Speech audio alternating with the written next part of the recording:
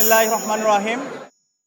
আমরা আজকের প্রেস কনফারেন্সের শুরুতে শ্রদ্ধার সাথে স্মরণ করছি জুলাই বিপ্লবের সকল শহীদদের, যাদের আত্মত্যাগের মাধ্যমে আজকে আমরা আজাদি পেয়েছি এবং যাদের আত্মত্যাগের মাধ্যমে আজকে ঢাকা বিশ্ববিদ্যালয় ছাত্র সংসদ নির্বাচনের আনুষ্ঠানিকতা আমরা আজকে সম্পন্ন করতে পেরেছি।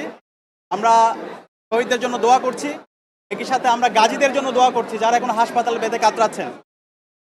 সংগ্রামে উপস্থিতি, ঢাকা বিশ্ববিদ্যালয় ছাত্র সংসদ এই জুলাই বিপ্লবের অন্যতম একটা আকাঙ্ক্ষা।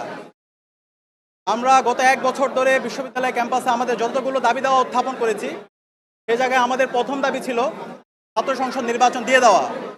এর মধ্যে ছাত্র সংসদ নির্বাচনের আনুষ্ঠানিকতা শুরু হয়েছে এবং আমরা প্রত্যাশা রাখি এই ছাত্র সংসদ নির্বাচনের মাধ্যমে আগামীর বাংলাদেশের নেতৃত্ব তৈরি হবে এবং সেই নেতৃত্বে যারা বিজয় হবে আমরা তাদেরকে ওয়েলকাম জানাবো। ইসলামী ছাত্র শিবিরের জায়গা থেকে আমরা চেয়েছি বিশ্ববিদ্যালয়ের যত ধরনের শিক্ষার্থী আছে আমরা সবাইকে আমাদের যে জোট হচ্ছে, আমাদের যে প্যানেল হচ্ছে সেখানে রিপ্রেজেন্ট করার জন্য। ইতিমধ্যে আমাদের প্যানেলে কারা কারা থাকছেন সেটা আপনারা জানতে পেরেছেন। জুলাই বিপ্লব যখন হচ্ছিল তখন কিন্তু আমরা প্রত্যেকের পরিচয় ভুলে গিয়ে ফ্যাসিবাদের বিরুদ্ধে ঐক্যবদ্ধভাবে আমরা আন্দোলন করেছিলাম।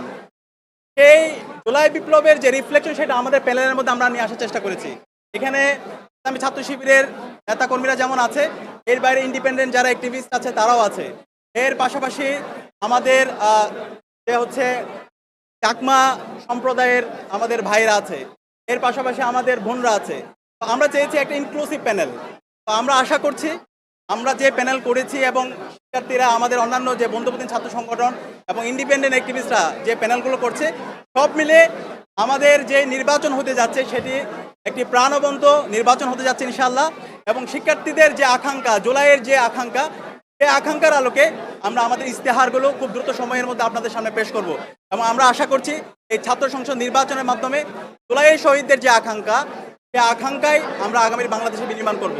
তাদের আকাঙ্ক্ষা হচ্ছে একটা ইনসাফ ভিত্তিক বাংলাদেশ বিনির্মাণ করা, ক্যাম্পাসে শিক্ষার্থীদের যে প্রত্যাশা সেই প্রত্যাশার আলোকে আমাদের এই ক্যাম্পাসকে নতুনভাবে ঢেলে সাজানো। আমরা আশা করছি সেই কাজ আমরা করতে পারবো ইনশাআল্লাহ। সবাইকে অসংখ্য ধন্যবাদ।